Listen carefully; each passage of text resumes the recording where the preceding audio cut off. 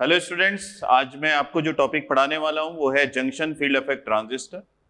Junction field effect transistor जो है वो बेसिकली गेट के सिलेबस पे नहीं है। हम जो यहाँ पे सिलेबस की तैयारी कर रहे हैं वो इंजीनियरिंग सर्विस एग्जाम्स की है, जिसमें कुछ टॉपिक्स तो आपके गेट के टॉपिक से मिलता जुलता है और कुछ टॉपिक्स जो है वो एक्स्ट्रा है। हालांकि जो आपके पास ईएससी के टॉपिक्स है जो कि ईडीसी में गेट के अलावा जो टॉपिक्स है ईडीसी में, उन टॉपिक्स पे आपको इन डेप्थ कोई बहुत सारे क्वेश्चंस नहीं आते, लेकिन जो क्वेश्चंस आपको ईएससी में देखने को मिलते हैं वो क्वेश्चंस थोड़े कंसेप्चुअल हैं और उसके लिए आपके पास एक अच्छा कंसेप्ट होना चाहिए। और ये क्वेश्चन जो है वो कई बार फ्रीक्वेंटली आस्क्ड भी होते हैं। तो अगर आपका अच्छा ग्रास्पिंग है इन टॉपिक्स पे जो कि एक्स्ट्रा टॉपिक्स है गेट के अलावा ईएससी में, तो डेफिनेटली आप गेट में भी एक अच्छा स्कोर कर सकते हैं और आप ईएससी में भी अच्छा स्कोर कर सकते हैं। गेट में उस टॉपिक्स की मैं बात कर रहा हूं जहां पे दोनों का सिलेबस मिलता जुलता है, और ईएससी में उन टॉपिक्स की बात कर रहा हूं जहां पे सिलेबस जो है वो डिफरेंट है।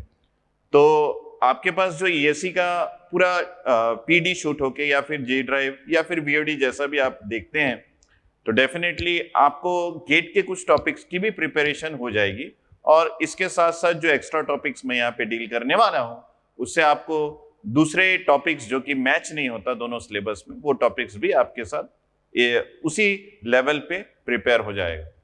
तो यहाँ पे हम जो टॉपिक देखने वाले हैं वो है जंक्शन फील्ड इफेक्ट ट्रांजिस्टर। ये टॉपिक एक ऐसा टॉपिक है जो कि इन जनरल आप सेमेस्टर में पढ़ते हैं, लेकिन गेट में 2013 के आसपास ये टॉपिक जो है ये हटा दिया गया था। उसके बाद मॉसफेट जो है वो एक बेसिक टॉपिक हो गया और मॉसफेट पे ही गेट के क्वेश्चन आने लगे, लेकिन ईएससी से ये टॉपिक अभी भी रिमूव नहीं हुआ है। और आप अगर सोचेंगे कि नॉन गेट एग्जाम्स में भी ये टॉपिक आज तक पूछा जाता है, तो डेफिनेटली आपको एक बहुत बढ़िया idea junction field effect transistor का भी होना चाहिए।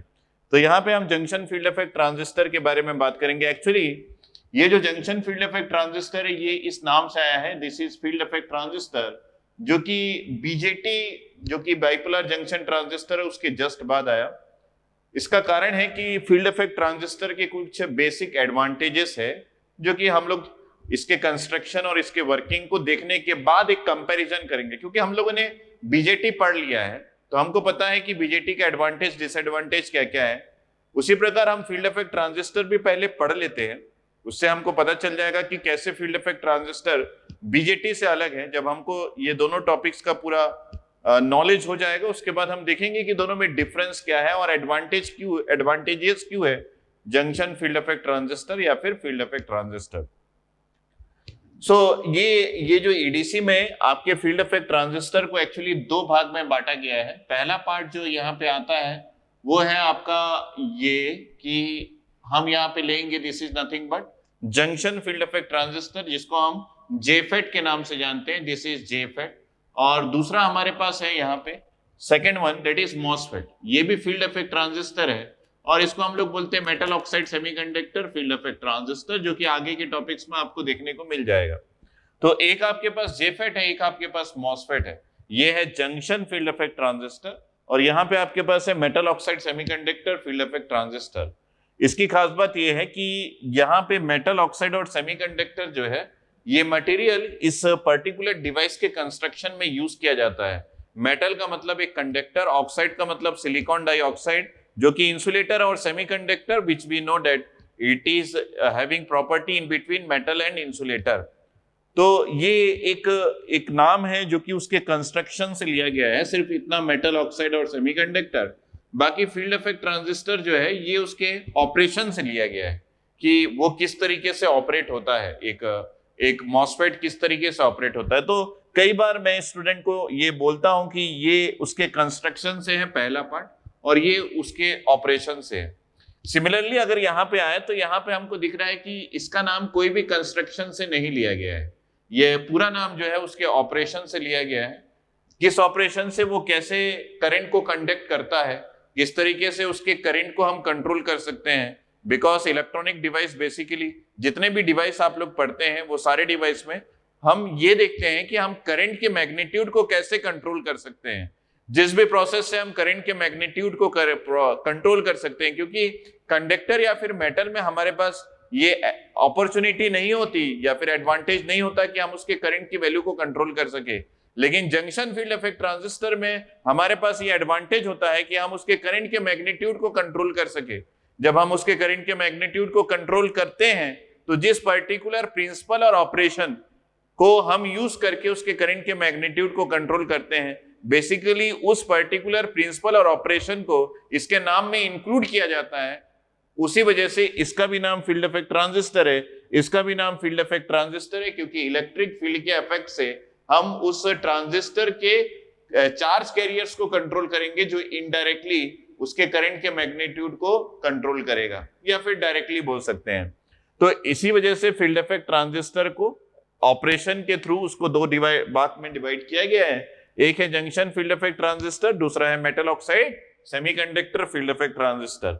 अगर हम लोग आगे देखें कि ये जो जंक्शन फील्ड इफेक्ट ट्रांजिस्टर है इसको आगे और कितने पार्ट में डिवाइड कर सकते हैं, तो यहाँ पे इसको हम फिर से डिवाइड करते हैं। एक हमारे पास आता है यहाँ पे एन चैनल और दूसरा हमारे पास आता है यहाँ पे next one is P channel. ये दो पार्टिकुलर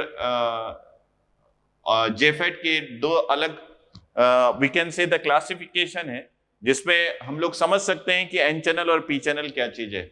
तो मैं आपको दिखाऊंगा चैनल, और ये एन और पी क्या चीज है। एन और पी, चैनल मींस ये कंडक्टिंग पाथ है। Channel is nothing but a conducting path. ये क्या है? This is nothing but a conducting path.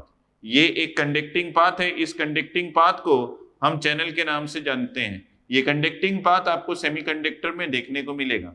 और यहाँ पे एन क्या रिसेंबल करता है? एन रिसेंबल करता है, यहाँ पे मैं बता दूं, यहाँ पे ये रिप्रेजेंबल करता है कि ये इलेक्ट्रॉन से कंडक्ट हो रहा है। मतलब करंट को यहाँ पे हम इलेक्ट्रॉन्स के दो प्रकार का चार्ज कैरियर्स आपको सेमीकंडक्टर में पता है, एक इलेक्ट्रॉन से और दूसरा होल्स है।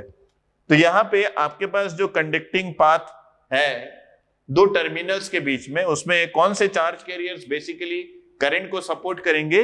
वो है इलेक्ट्रॉन जो कि करंट को सपोर्ट करेंगे। अगर इसी प्रकार हम लोग यहाँ पे चले आए कि ये पी चैनल है, तो यहाँ पे हमको होल्स के थ्रू आपके करंट को कंट्रोल किया जाएगा। दैट मीन्स दो चार्ज कैरियर्स जिसके मूवमेंट की वजह से आप इस पी चैनल जेफेट में करंट को देख सकते हैं, या फिर करंट जिस कारण से फ्लो होता है, जिस प्रकार के मोबाइल चार्ज कैरियर से, वो है holes.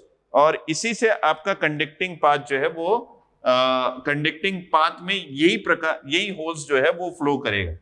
So I will say this is again a channel. Channel is nothing but a conducting path. और जिस चार्ज कैरियर्स के थ्रू आप इस कंडक्टिंग पाथ में करंट को देख सकते हैं, या फिर करंट को जो चार्ज कैरियर सपोर्ट करेगा, मेरे को ऐसा बोलना चाहिए कि करंट को जो चार्ज कैरियर सपोर्ट करेगा वो यहाँ पे होल्स रहेगा, और यहाँ पे जो करंट को चार्ज कैरियर्स को सपोर्ट करेगा, जो चार्ज कैरियर्स करंट को सपोर्ट करेगा, वो यहाँ पे इलेक्ट्रॉन्स है। इसको देखने के बाद मुझे ये समझ में आ गया कि अभी तक हम अगर बीजेटी से इसको कंपेयर करें तो बीजेटी में आप देखेंगे या तो एनपीएन होता है या फिर पीएनपी होता है। इसका मतलब है बीजेटी में करंट को सपोर्ट दोनों प्रकार के चार्ज कैरियर्स करते हैं। अगर एनपीएन है तो डेफिनेटली इलेक्ट्रॉन्स भी है, होल्स भी है, और इसी प्रकार पीएनपी है तो इलेक्ट्रॉन्स भी है, होल्स भी है। इसका मतलब है कि अगर हम बीजेटी के दो क्लासिफिकेशन को देखें या फिर दो टाइप्स को देखें, तो बीजेटी एनपीएन या फिर पीएनपी दोनों में इलेक्ट्रॉन्स और होल्स दोनों करंट के मैग्नीट्यूड को सपोर्ट करते हैं। लेकिन यहाँ पे अगर आप इसके टाइप्स को देखें तो यहाँ पे एन के साथ पी इंक्लूड नहीं है और पी के साथ एन इंक्लूड नहीं है।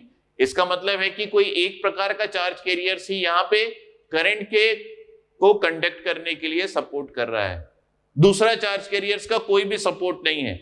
मतलब करंट का मैग्नीट्यूड कोई एक ही प्रकार के चार्ज कैरियर्स का कंसंट्रेशन डिसाइड कर सकता है। दूसरा प्रकार मतलब अगर इलेक्ट्रॉन्स है तो होल्स नहीं है, अगर होल्स है तो इलेक्ट्रॉन्स नहीं है। हम इसको इस तरीके से समझ सकते हैं।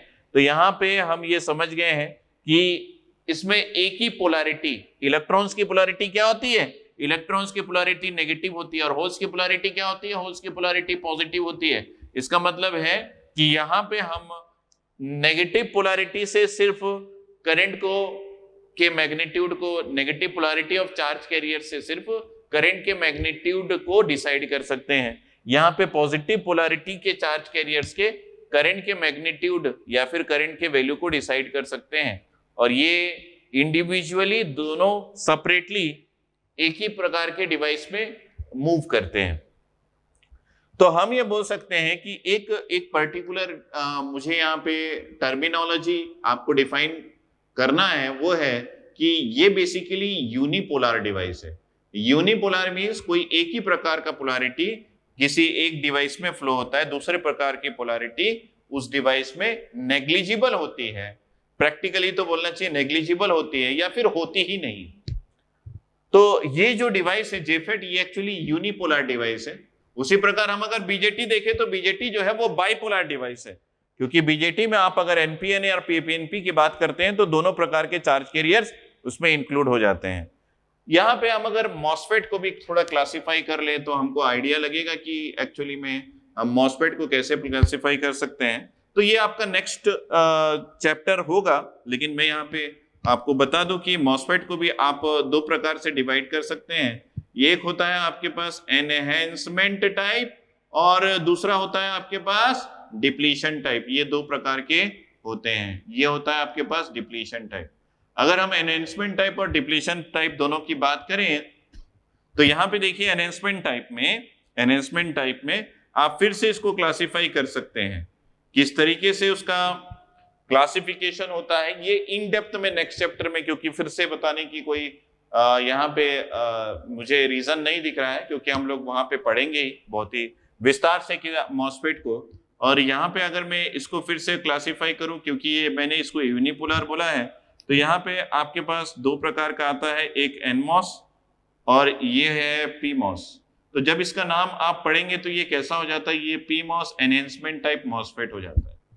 ये एनमॉस और पीमॉस, मतलब अगर हम लोग इसको बोले, अगर पूरी तरह लिखें तो कई लोग इसको ऐसा भी बोलते हैं कि ये पी चैनल भी कहलाता है। अगर मैं और बोलूं तो पीमॉस बोले या फिर P channel enhancement type MOSFET बोले, दोनों सेम है।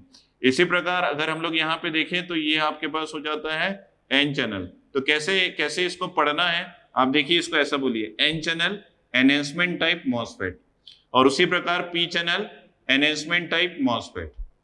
अगर डायरेक्टली बोलना है तो आप एनमॉस बोलिए या फिर पीमॉस बोलिए। उस केस में आपको डिफाइन करना पड़ेगा कि आप एनहेंसमेंट टाइप की बात कर रहे हैं या फिर डिप्लीशन टाइप की। क्यों ऐसा बोल रहा हूं, उसका कारण ये है क्योंकि डिप्लीशन टाइप में फिर से आप अगर इसको क्लासिफाई करेंगे तो ये दो तरीके से क्लासिफाई होता है। एक आपके पास फिर से यहाँ पे एनमॉस आ जाएगा और फिर से आपके पास यहाँ पे पीमॉस आ जाएगा। तो बजाय इसके कि आप बार बार एनमॉस पीमॉस बोले किसी को भी समझाते समय, तो उसको थोड़ा अच्छे से आप बोलना चाहें तो आप ऐसा बोल सकते हैं, P channel enhancement type MOSFET, N channel enhancement type MOSFET. उसी प्रकार यहाँ पे एनमॉस है तो ये भी कहलाता है एन चैनल। अगर ये एन चैनल कहलाता है तो डेफिनेटली आपको ऐसा बोलना है N channel depletion type MOSFET, और ये कहलाएगा आपके पास P channel depletion type MOSFET. तो इस तरीके से आप एक बहुत ही खूबसूरत स्टोरी क्रिएट कर सकते हैं, जो कि सिर्फ और सिर्फ फील्ड इफेक्ट ट्रांजिस्टर के क्लासिफिकेशन पे बेस्ड है। तो इस वाले लेक्चर में मैंने आपको समझाने की कोशिश की है कि बेसिकली आप किस टॉपिक पे यहाँ पे डील करेंगे और उस टॉपिक को आप बीजेटी से कैसे थोड़ा सा अलग कर सकते हैं और इसके क्लासिफिकेशन में आपको क्या क्या मिलेगा। तो हम यहाँ पे पढ़ने वाले हैं इस जेफेट के बारे में। तो सबसे पहले हम देखेंगे इस जेफेट में मॉसफेट, अगले चैप्टर में हम पढ़ेंगे। जेफेट में हम देखेंगे कि उसका जेफेट का कंस्ट्रक्शन कैसा है, वर्किंग कैसा है, ये मेरा पहला टॉपिक होगा। फिर आगे बढ़ेंगे उसके डिफरेंट कैरेक्टरिस्टिक्स के बारे में पढ़ेंगे। किसी भी डिवाइस में हमारी बेसिक चीजें यही होती है। फिर उसके इक्वेशंस और उस इक्वेशंस को यूज कैसे करना है न्यूमेरिकल में, ये सारी बातें हम इस जेफेट के इस लेक्चर में देखेंगे, जो कि आगे आने वाला है। चलिए, इस लेक्चर में ये आपके जेफेट का सेकेंड लेक्चर है। इस लेक्चर में आपको फिर से वेलकम, और मैं चाहता हूं कि आप चीजों को समझे प्रॉपरली, क्योंकि आपने इलेक्ट्रॉनिक डिवाइस को समझा है तो आप किसी भी पॉइंट को या फिर किसी भी कंस्ट्रक्शन को याद मत कीजिए। आप बेसिकली उसको समझिए कि कैसे उसका कंस्ट्रक्शन हुआ है। और कोई भी इलेक्ट्रॉनिक डिवाइस में आप इस बात को बिल्कुल ध्यान में रखिएगा कि हमको ये ढूंढना रहता है कि जंक्शन कहां पे बन रहा है। क्योंकि आप किसी भी इलेक्ट्रॉनिक डिवाइस को जब कंस्ट्रक्ट करते हैं तो ध्यान दीजिएगा, हम लोग हमेशा ये कोशिश करते हैं कि एक P और एक N, एक P टाइप सेमीकंडक्टर और एक N टाइप सेमीकंडक्टर, ये दोनों टाइप के सेमीकंडक्टर को हम किसी तरीके से एक ही पर्टिकुलर सॉलिड में फैब्रिकेट करें और फैब्रिकेट करने के बाद इसमें जो भी हलचल होता है वो इसके जंक्शन में होता है। जहां पे भी जंक्शंस हैं तो डेफिनेटली आप समझ जाइएगा कि उस जंक्शन को या तो हम लोग को बढ़ाना है, एनहेंस करना है, या फिर उस जंक्शन को रिड्यूस करना है।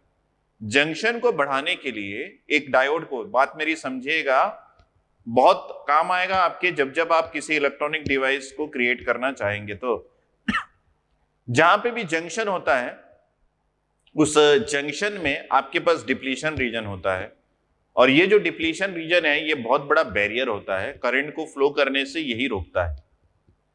तो हमको क्या करना रहता है कि हमको इस जंक्शन के विड्थ को या फिर इस बैरियर को बढ़ाना होता है। जब भी हमको जंक्शन के विड्थ को या फिर बैरियर को बढ़ाना है ताकि चार्ज कैरियर्स फ्लो ना कर सके, तो हम उस पर्टिकुलर जंक्शन को रिवर्स बायस कर देते हैं। आपको मेरी बात समझ में आ रही होगी अगर आपने डायोड को या फिर बीजेटी को ध्यान से पढ़ा होगा तो। और जब भी हमको किसी जंक्शन में करंट को फ्लो करना रहता है तो हम उस जंक्शन को फॉरवर्ड बायस कर देते हैं ताकि चार्ज कैरियर्स इजीली फ्लो हो सके। तो यही सभी जितने भी साइंटिस्ट, जितने भी इन्वेंटर्स आपके डिवाइस को क्रिएट किए हैं, जैसे कोई भी डिवाइस ले लीजिए, आप ले लीजिए डायोड को या फिर बीजेटी को या फिर जेफेट को, सभी डिवाइस में हम सबसे पहले ढूंढते हैं कि उसके कंस्ट्रक्शन में हमारे पास जंक्शन कहाँ पे आया, फिर उसके ऑपरेशन में हम उस जंक्शन में फॉरवर्ड बायस और रिवर्स बायस करके हमारा जो नीड होता है या फिर उस डिवाइस को बनाने के पीछे हमारा जो रीजन होता है उसको फुलफिल करने की कोशिश करते हैं। सो डेफिनेटली यहां पे भी इसका नाम ही जंक्शन से चालू होता है, आप देखेंगे जंक्शन फील्ड इफेक्ट ट्रांजिस्टर, और मैंने उसके कंस्ट्रक्शन, उसके वर्किंग को आपको समझाना है। और मैंने जिस पर्टिकुलर डिवाइस को या फिर जिस पर्टिकुलर टाइप ऑफ जेफेट को मैंने इस डिस्कशन में लिया है वो है एन चैनल जेफेट। आप पी चैनल भी ले सकते हैं, लेकिन मोस्टली जो है वो एन चैनल यूज होता है।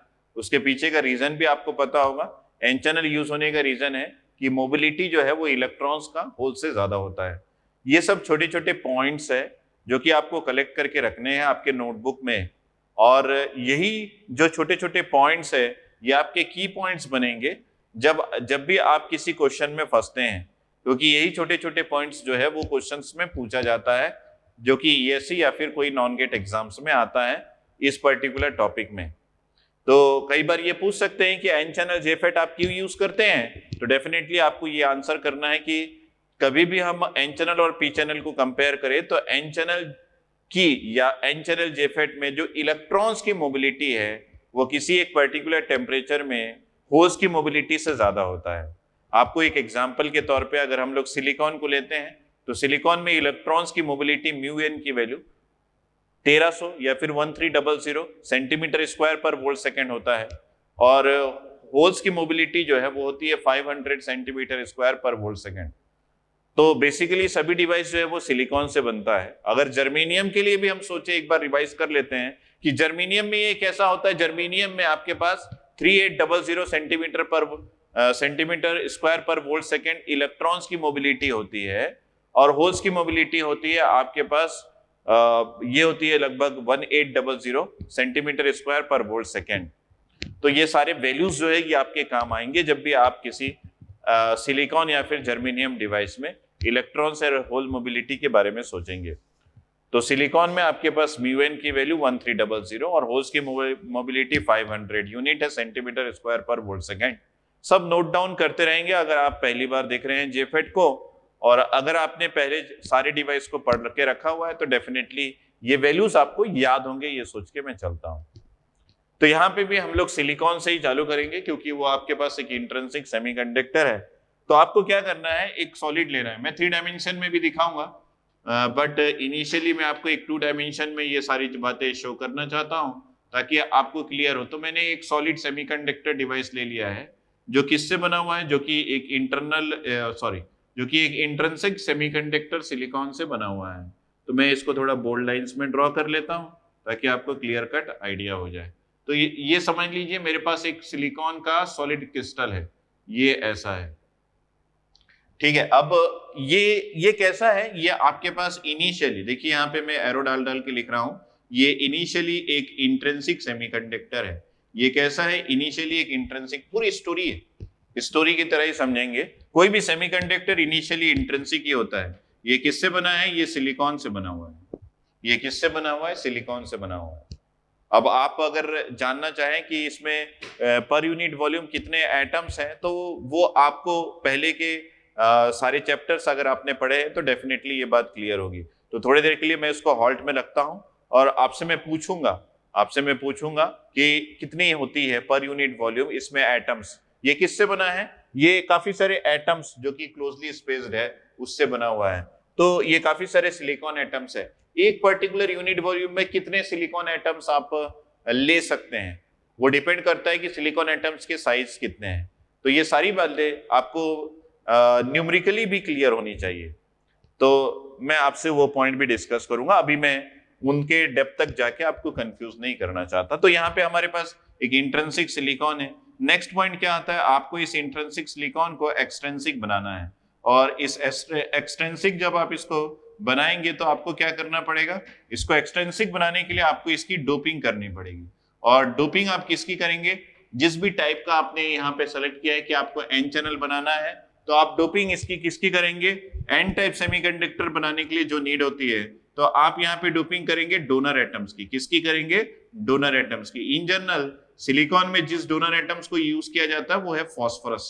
ये भी क्वेश्चन कई बार इंटरव्यू में पूछा जाता है कि मोस्टली प्रैक्टिकली जो मटेरियल डोनर एटम्स यूज किया जाता है सिलिकॉन में डोप करने के लिए वो कौन सी होती है, वो होती है फॉस्फोरस। और मोस्टली एक्सेप्टर एटम्स कौन सा यूज किया जाता है जो कि सिलिकॉन में डोप किया जाता है, मोस्टली मैं प्रैक्टिकल चीजों की बात कर रहा हूं। आपके पास तो है काफी सारे, लेकिन आप कौन सी यूज कर सकते हैं प्रैक्टिकली, वो है बोरोन। तो ये भी एक एनालिसिस का पार्ट है और आपको पता होना चाहिए कि बोरोन और फास्फोरस जो है वो मोस्टली यूज्ड डोपेंट एटम्स है। तो ये जो है फास्फोरस एन टाइप के लिए और बोरोन जो है वो पी टाइप सेमीकंडक्टर बनाने के लिए यूज किया जाता है। तो आपने कर दिया क्या इसका, आपने कर दिया इसका डोपिंग। जब आपने डोपिंग कर दिया तो ये सेमीकंडक्टर किस टाइप का बन गया, ये सेमीकंडक्टर बन गया आपके पास एन टाइप का सेमीकंडक्टर। तो यहीं से आप समझ सकते हैं कि क्यों इसको एन चैनल बोला जाता है। तो आपने सेमीकंडक्टर जो सेलेक्ट किया वो एन टाइप का है।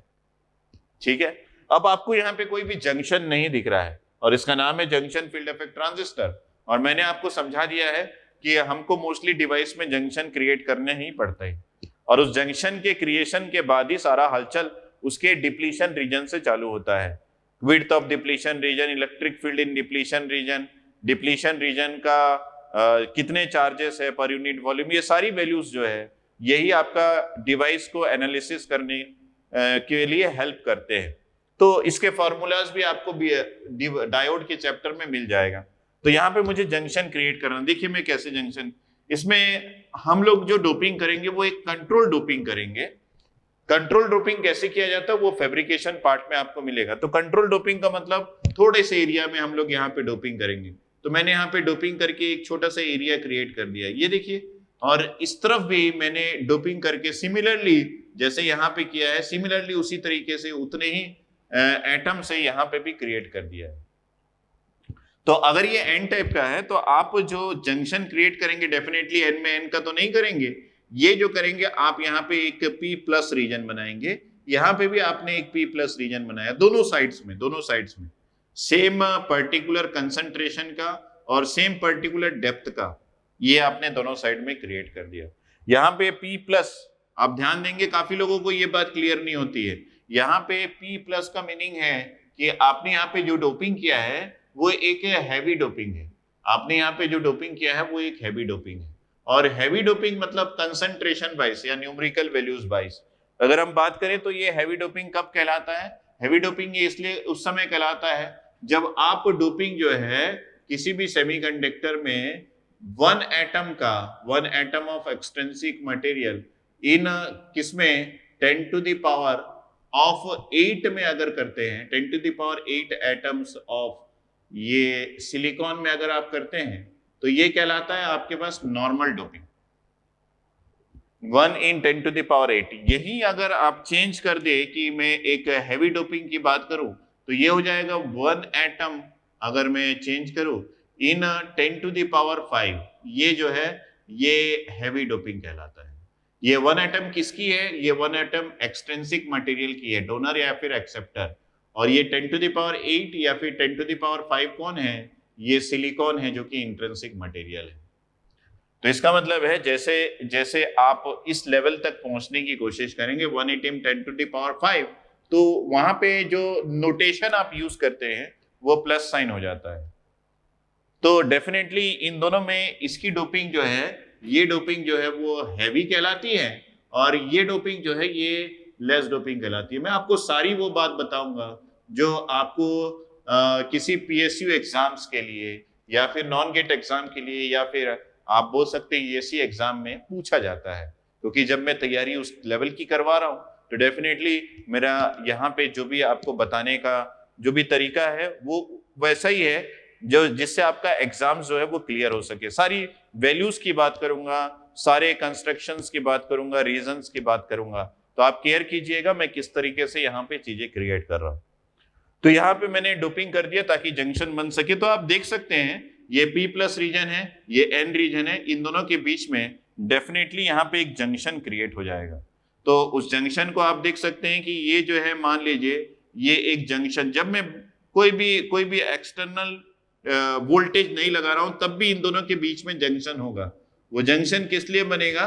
क्योंकि आपने क्या किया है, आपने यहाँ पे डोपिंग ज्यादा कर दिया है। यहाँ पे P प्लस की डोपिंग है, यहाँ पे आपके पास इलेक्ट्रॉन्स है, यहाँ पे होल्स है, यहाँ पे इलेक्ट्रॉन्स ज्यादा है कि मतलब इसके कंपैरिजन में, क्योंकि यहाँ पे इलेक्ट्रॉन्स की कमी है, क्योंकि इस एरिया में माइनॉरिटी कौन है? इस एरिया में माइनॉरिटी है हमारे पास इलेक्ट्रॉन्स, ये है माइनॉरिटी जो कि है इलेक्ट्रॉन्स।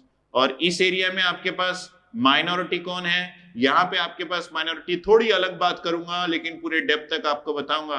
यहाँ पे माइनॉरिटी है आपके पास होल्स। तो आप देखिए जब होल्स यहाँ पे ज्यादा है और यहाँ पे कम है क्योंकि यहाँ माइनॉरिटी है, तो डेफिनेटली होल्स का मूवमेंट चालू होगा। अगर होल्स का मूवमेंट चालू होता है तो डेफिनेटली यहाँ पे एक जंक्शन बनेगा। जब भी मूवमेंट ऑफ चार्ज कैरियर्स होते हैं तो रिकॉम्बिनेशन होता है, और रिकॉम्बिनेशन के बाद we are lost one electron hole pair, और जब भी हम इलेक्ट्रॉन होल पेयर को लॉस्ट करते हैं तो इसका मतलब है कि हमारा वहां पे एक डिप्लीशन रीजन बन जाता है। ठीक है, तो यहाँ पे भी हमारे पास डिप्लीशन रीजन बनेगा। तो सारी बातों को थोड़ा सा विजुअलाइज कर सकते हैं, क्योंकि मैं यहाँ पे पढ़ा रहा हूँ और मैं चीजों को विजुअलाइज आपको करवाता ही हूं। तो यहाँ पे देखिए कि ये मेरे पास सिलिकॉन के एटम्स हैं, और यहाँ पे ये देखिए ये सिलिकॉन के एटम्स मैं यहाँ पे बना देता हूँ, क्योंकि मैंने चालू किया था एक इंट्रिंसिक सेमीकंडक्टर से।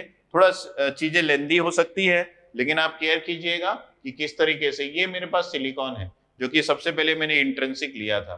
ये देखिए ये सिलिकॉन के 4 इलेक्ट्रॉन्स आउटर मोस्ट शेल के मैंने यहाँ पे ले लिया है। फटाफट हम क्रिएट कर देते हैं ये 4 इलेक्ट्रॉन्स। अब ये इन चारों इलेक्ट्रॉन्स जो कि एक एटम के हैं, ये एक एटम है, ये अपने नेबर एटम से इस तरीके से बॉन्ड बना देता है। ये कुछ इस तरीके का बॉन्ड आपका तैयार हो गया है।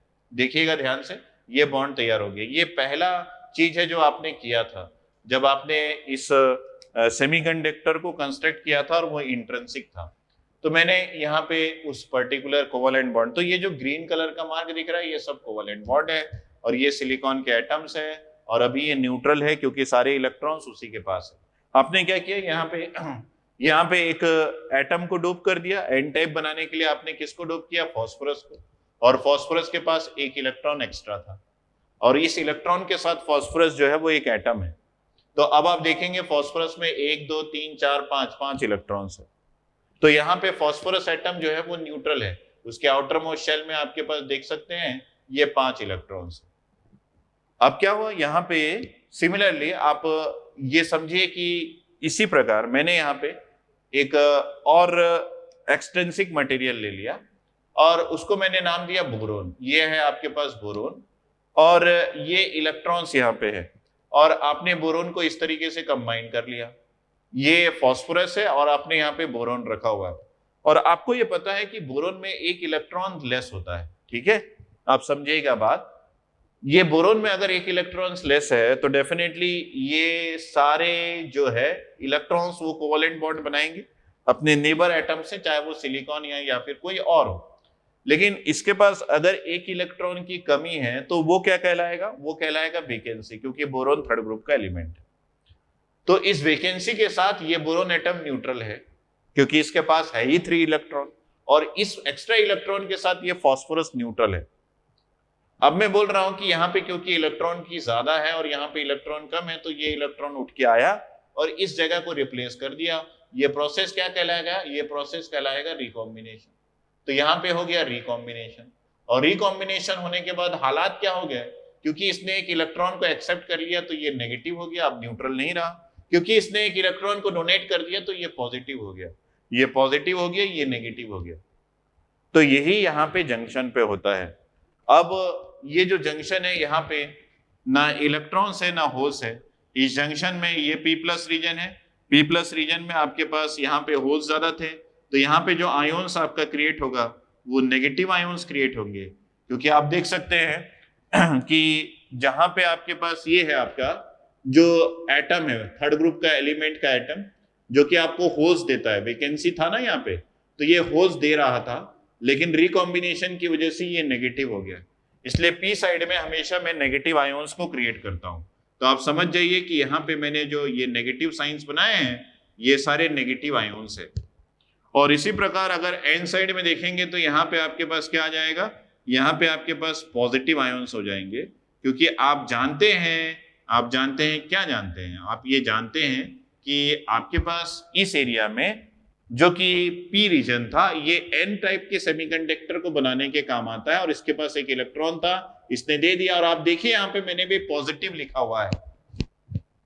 अगर पॉजिटिव लिखा हुआ है तो डेफिनेटली ये पॉजिटिव और ये नेगेटिव। ये पूरा क्या रीजन है जहां पे पॉजिटिव और नेगेटिव मैंने यहाँ पे शो किया है, ये पूरा डिप्लीशन रीजन है।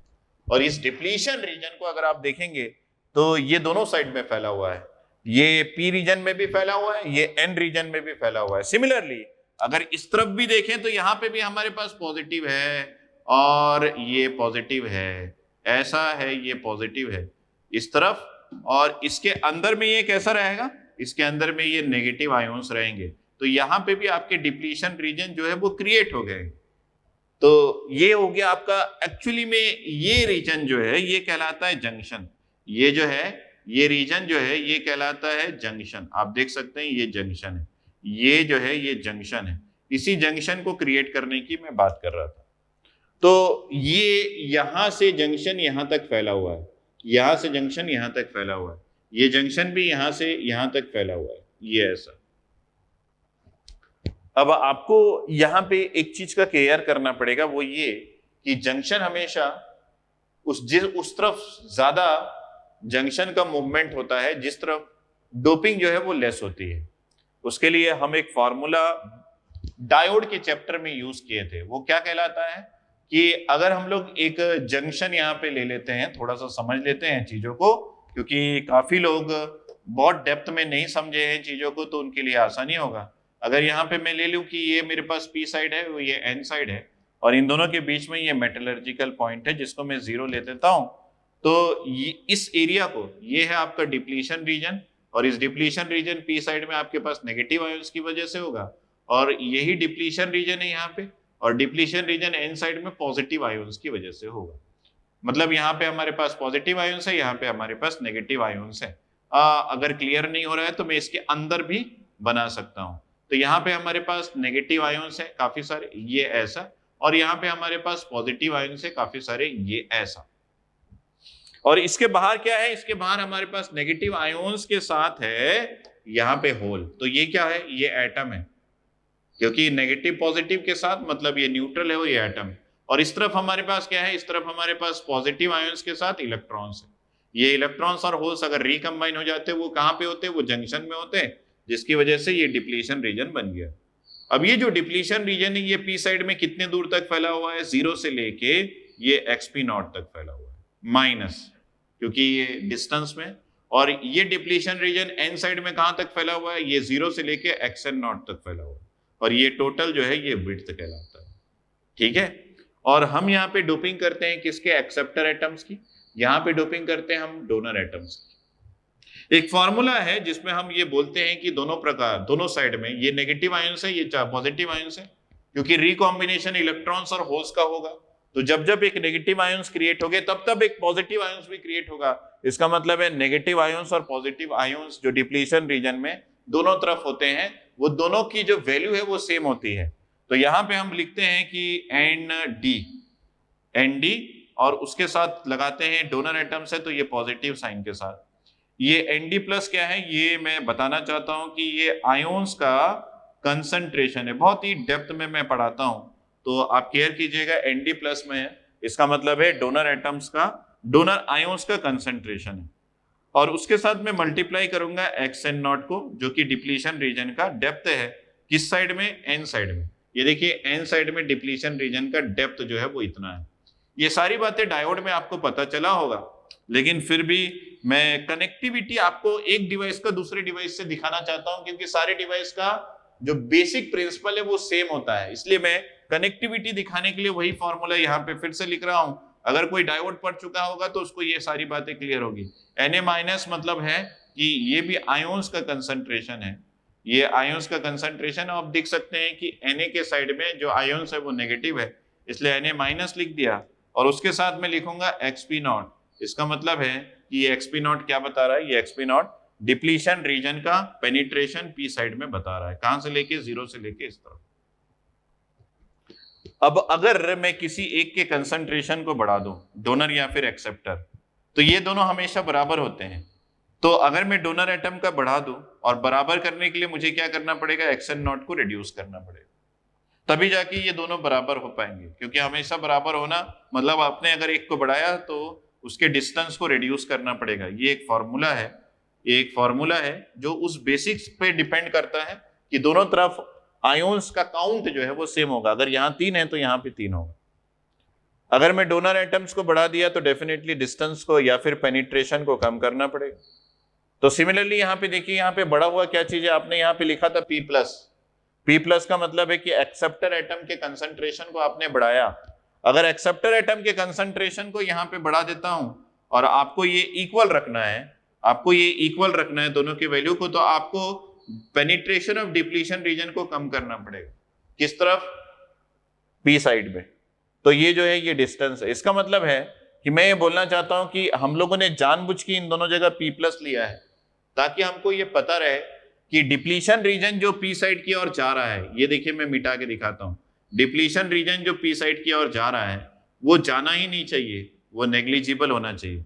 मतलब इस P साइड में xp0 जो है वो नहीं जाना चाहिए। इसका मतलब है ये बहुत लेस जाए, ये इस तरीके से, तो हमारा काम जो है वो बन जाएगा।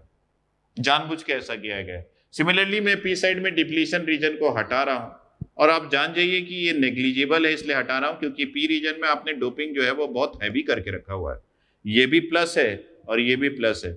इसका मतलब है डिप्लीशन रीजन किस तरफ ज्यादा होगा? डिप्लीशन रीजन एन टाइप का सेमीकंडक्टर जहां पर रिव्यू होगा वहां पे डिप्लीशन रीजन ज्यादा होगा। तो आपने अगर जेफेट को कहीं और से पढ़ा है तो डेफिनेटली ये बात क्लियर होगा आपको कि डिप्लीशन रीजन का पेनिट्रेशन जो है वो हमेशा इस एन टाइप रीजन में ही दिखाया जाता है, पी टाइप के रीजन में नहीं दिखाया जाता। उसका कारण ये इक्वेशन है। और एक स्टेटमेंट है जिसको आप हमेशा याद रखना, depletion region always penetrates towards the lightly doped side. Depletion region का पेनिट्रेशन हमेशा लाइटली डोप्ड साइड की ओर ही ज्यादा होता है। तो ये कंसेप्चुअल चीजें थी जिसको आपने प्रॉपरली केयर किया होगा, तो डेफिनेटली आपको ये कंस्ट्रक्शन समझ में आया होगा और ये जंक्शन का क्रिएशन भी आपको समझ में आया होगा। ये जंक्शन अपने आप बना है, मैंने नहीं बनाया। जब भी आप डोपिंग करेंगे हायर कंसंट्रेशन और लोअर कंसंट्रेशन का, तो डेफिनेटली यहाँ पे चार्ज कैरियर्स का डिफ्यूजन चालू हो जाता है। जैसे कि मैंने यहाँ पे इलेक्ट्रॉन्स को उठाया और इस तरफ भेज दिया। ये किस लिए हुआ? ये इसलिए हुआ क्योंकि यहाँ पे एक प्रोसेस एग्जीक्यूट करता है, वो प्रोसेस है डिफ्यूजन। जो भी आपने इसके पहले के डिवाइसेस पढ़े होंगे, उस पहले के डिफ्यूजन क्यों हुआ? क्योंकि यहाँ इलेक्ट्रॉन ज्यादा था। यहाँ पे डिफ्यूजन क्यों हुआ? क्योंकि यहाँ पे होल कम था, होल ज्यादा था और इलेक्ट्रॉन कम था। तो इलेक्ट्रॉन हमेशा ज्यादा एरिया से कम एरिया वाले एरिया में जाता है, तो इस प्रोसेस को हम डिफ्यूजन बोलते हैं। और इस डिफ्यूजन के होने से आपके आयोन्स क्रिएट होते हैं। इसी वजह से यहाँ पे नेगेटिव आयोन क्रिएट हुआ, यहाँ पे पॉजिटिव आयोन्स क्रिएट हुआ, यहाँ पे नेगेटिव आयोन्स क्रिएट हुए, और यही जो है ये डिप्लीशन रीजन में फॉर्मेशन होता है। तो इसके लिए कोई बायसिंग की नीड नहीं होती, और ये एक फिजिकल कंस्ट्रक्शन है जो कि जंक्शन फील्ड इफेक्ट ट्रांजिस्टर को तैयार करने के लिए बनाया जाता है। तो मुझे ऐसा लगता है कि आप अगर प्रीवियस कंसेप्ट डायोड को थोड़ा सा यहाँ पे मर्ज करें तो आपको ये सारी बातें जो है वो क्लियर होगी। अब हमारे पास जो डिवाइस है, जो कंस्ट्रक्शन हम लोगों ने देखा है वो विदाउट एनी बायसिंग है। तो ये जो डिवाइस आपने यहाँ पे देखा है ये इक्विलिब्रियम कंडीशन में है। ये जो डिवाइस आप यहाँ पे देख ले हैं ये इक्विलिब्रियम कंडीशन में है, मतलब मैं बोल सकता हूँ कि ये जो है नो बायस कंडीशन में है। तो नो बायस कंडीशन में आपको कुछ इस तरीके का कंस्ट्रक्शन एक जेफेट का देखने को मिलेगा। तो हमको क्या करना है, हमको इस जेफेट को एक कनेक्टिविटी देनी है। तो उस कनेक्टिविटी देने के लिए हम यहाँ पे 3 टर्मिनल्स एक्सटेंड करेंगे। ये एक टर्मिनल हो गया, ये एक टर्मिनल हो गया, और अब मैं जो बोल रहा हूं उसको ध्यान से समझिएगा। ये दोनों P+ रीजन जो है ये इंटरनली एक दूसरे से शॉर्ट सर्किट होते हैं। तो यहाँ पे मैं कर रहा हूँ शॉर्ट सर्किट, आप ध्यान दीजिएगा। ये सारे इक्वेशंस आपने लिख चुके होंगे, नहीं लिखे होंगे तो ये डायोड के चैप्टर में अवेलेबल है। तो अब मैं देखिएगा, मैं फिर से पॉइंट बोल रहा हूं कि ये दोनों P+ रीजन जो है वो इंटरनली एक दूसरे से शॉर्ट सर्किट होता है। तो मैंने इन दोनों को शॉर्ट सर्किट कर दिया और एक कॉमन टर्मिनल यहां से एक्सटेंड कर दिया लाइक दिस। ये एक कॉमन टर्मिनल एक्सटेंड कर दिया लाइक दिस। तो ये आपके पास एक टर्मिनल है, ये आपके पास एक टर्मिनल है, और ये एक टर्मिनल है, ठीक है। तो यहाँ पे ये जो ऊपर की ओर जो टर्मिनल है, इस टर्मिनल को मैं नाम दूंगा this is known as drain, और ये D से रिप्रेजेंट होता है, ध्यान दीजिएगा। और ये जो नीचे आपको टर्मिनल दिख रहा है इसका नाम दूंगा मैं सोर्स, और इसको मैं कैपिटल S से रिप्रेजेंट करूंगा। और यहाँ पे ये सारे पॉइंट्स तो आपके डायोड के हैं जो आपने लिखे होंगे, नहीं लिखे होंगे तो पॉज करके लिख लीजिएगा। और यहाँ पे एक और टर्मिनल मैं यहाँ पे क्रिएट कर रहा हूं जिसका नाम रखूंगा मैं गेट, और इसको मैं G से रिप्रेजेंट करूंगा। तो एक जेफेट जो है वो बेसिकली 3 टर्मिनल डिवाइस होता है जिसमें आपके पास गेट होता है, सोर्स होता है और ड्रेन होता है। इसका नाम भी बड़ा सोच के रखा गया है, वो ऐसा कि सोर्स हमेशा, ये सोर्स का ये काम होता है कि इस पर्टिकुलर बेसिक सेमीकंडक्टर में जो कि डोपिंग करके मैंने डोनर एटम से बनाया है, यहाँ पे जो भी मेजॉरिटी चार्ज कैरियर्स है, कौन है यहाँ पे, ये एन टाइप का है तो डेफिनेटली यहाँ पे electrons are the majority charge carriers. इस इलेक्ट्रॉन्स को वो किसी भी तरीके से ड्रेन की ओर पुश करे। आप मेरी बात समझ रहे हैं ना। मैं चाहता हूं कि यहाँ पे जो मेजॉरिटी चार्ज कैरियर्स है, एन टाइप का सेमीकंडक्टर है, P+ तो यहाँ पे है, वो जो है वो पुश हो, किस तरफ पुश हो, ड्रेन की ओर पुश हो। तो सोर्स हमेशा इलेक्ट्रॉन का सोर्स होता है और ये हमेशा ड्रेन की ओर इलेक्ट्रॉन्स को पुश करता है। आप ये समझ लीजिए कि सोर्स ये इलेक्ट्रॉन को, एक एनालॉजी लेते हैं, एनालॉजी आप समझते होंगे, मैं इसको कंपेयर करता हूं एक एग्जांपल से। ये इलेक्ट्रॉन्स को आप समझ लीजिए कि ये वाटर है या फिर पानी है। तो ये पानी जो है ये सोर्स से ड्रेन की ओर जाना चाहिए। तो उसके लिए आप जो भी कर सकते हैं वो करिएगा। हम लोग इन जनरल क्या करते हैं, पानी को अगर हम लोग सोर्स से ड्रेन की ओर ले जाना चाहते हैं तो हम क्या करते हैं, उस पानी को एक ओवरहेड टैंक में ऐसा, ये जो है ये एक ओवरहेड टैंक है समझ लीजिए, और इस टैंक में हम उस सारे पानी को भर लिए इस तरीके से, और इसको हम प्लेस कर देते हैं टेरिस पे। और जब टेरिस पे प्लेस कर देते हैं तो ग्रेविटेशनल फोर्स से ये पानी जो है वो नीचे की ओर आने लगता है। हम नीचे क्या करते हैं, नीचे हम लगा देते हैं एक टैप, मतलब एक नल, और ये जो नल है ये कुछ ऐसा लगा होता है कि इसमें एक टैप भी होता है और ये हमारे पानी को फिर से ये ड्रेन आउट कर सकता है। सो ड्रेन आउट करने का मतलब है कि यहाँ से पानी आया इस डायरेक्शन से और इस टैप से होते हुए ये पानी जो है वो ऐसा आ गया। तो ये पानी का है, ये आप बकेट में कैरी कर सकते हैं, या फिर आप बोल सकते हैं कि इस जगह आपके पास ड्रेन है और इस ड्रेन में ये वाटर जा रहा है। तो हमारे एनालॉजी में ये जो वाटर आपको दिख रहा है ये एक्चुअली इलेक्ट्रॉन्स है। ये इलेक्ट्रॉन्स इधर से आया और ये जो टैंक, ओवरहेड टैंक आपको दिख रहा है ये एक्चुअली सोर्स है। तो मैं यहाँ पे टैंक को सोर्स बनाऊं, यहाँ पे टैंक को सोर्स बनाऊं एनालॉजी में, और ये जो इलेक्ट्रॉन्स है ये एक्चुअली मेरे एनालॉजी में वाटर है, आप समझिएगा। और ये जो है ये ड्रेन है जहां पे पानी डायरेक्टली गिर रहा है, तो आप इसको बकेट भी बोल सकते हैं या फिर ड्रेन भी बोल सकते हैं। और ये जो टैप है, ये जो टैप है जिसके थ्रू हम इस वाटर के कंसंट्रेशन को या फिर इसके स्पीड को या फिर इसके फ्लो को कंट्रोल कर सकते हैं, वो इस टैप से कर सकते हैं।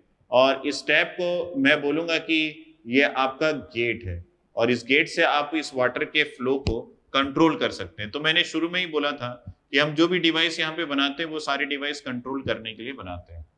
तो इसका मतलब है कि आपको इलेक्ट्रॉन को इस सोर्स से ड्रेन की ओर पुश करना है, आप जैसे भी करो। वो सिंपली ये इलेक्ट्रॉनिक डिवाइस है तो वो पोटेंशियल लगाने से होगा, जिसको हम लोग बायसिंग बोलते हैं।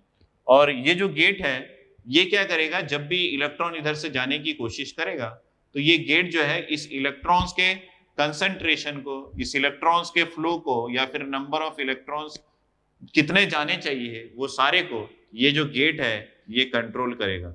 ये कैसे कंट्रोल करेगा वो हम समझेंगे जब हम उसकी वर्किंग को देखेंगे, कैसे वर्किंग कैसा है। तो ये हो गया हमारे पास एक जेफेट, जिसमें हम लोगों ने 3 टर्मिनल्स भी एक्सटेंड कर दिया, उसके कंस्ट्रक्शन को भी समझ लिया, और एक एनालॉजी देके मैंने ये भी समझा दिया कि गेट जो है वो कंट्रोल करेगा। सोर्स तो ये आपके ग्रेविटेशनल फोर्स से वाटर जो है वो नीचे आएगा, वहां कोई और फोर्स हम लगाएंगे क्योंकि अभी तो नहीं लगा हुआ है। और ड्रेन जो है वो सारे वाटर्स को कलेक्ट कर लेता है, उसका और कोई काम नहीं है, वो सारे वाटर के कंटेंट को कलेक्ट कर लेता है और सोर्स सारे वाटर को दे देता है, टैप उसको कंट्रोल करता है। मतलब गेट का यहाँ पे रोल बड़ा इंपॉर्टेंस है। तो जिस तरीके से भी गेट का बिहेवियर आप यहाँ पे डिसाइड करेंगे उसके अनुसार आपके पास यहाँ पे इलेक्ट्रॉन्स का कंसंट्रेशन कंट्रोल होगा, और जैसे जैसे इलेक्ट्रॉन्स का कंसंट्रेशन कंट्रोल होगा आप समझ सकते हैं कि उसकी वर्किंग वैसे ही डिफाइन होगी। तो एक बहुत बढ़िया सा एनालॉजी मैंने देके आपको इस जेफेट को समझाने की कोशिश की है। मुझे उम्मीद है कि आप सभी को जेफेट का कंस्ट्रक्शन प्रॉपरली समझ में आया होगा, और अगर कोई भी चीजें आपको नहीं समझ में आई होगी तो मैं अवेलेबल रहूंगा आपके साथ किसी भी फॉर्म में, in the form of Telegram channel, और या फिर आपके पास मेरे नंबर्स भी आप में अभी शेयर हो गए होंगे काफ़ी लोगों को, और जिनके पास नहीं है वो किसी भी मोड से आपके पास पहुंच जाएंगे। तो आप बिल्कुल या फिर यूट्यूब में ये लेक्चर आता है तो कमेंट सेक्शन में आप कमेंट कर सकते हैं। तो डेफिनेटली मुझे ऐसा लगता है कि मैंने इन डेप्थ आपको सारी बातें बता दी है, लेकिन कोई भी डिवाइस के आगे की डिवाइस पढ़ने के पहले आपको ये क्लियर होना चाहिए कि पीछे के डिवाइसेस में क्या क्या हम लोगों ने किया था। जैसे यहाँ पे जंक्शन के क्रिएशन में मैंने हेल्प लिया था एक डायोड के इक्वेशंस का, जिसमें हम लोगों ने ये बोला कि आयोन्स जंक्शन के दोनों साइड जितने भी आयोन्स होते हैं उनका काउंट जो है वो सिमिलर होता है।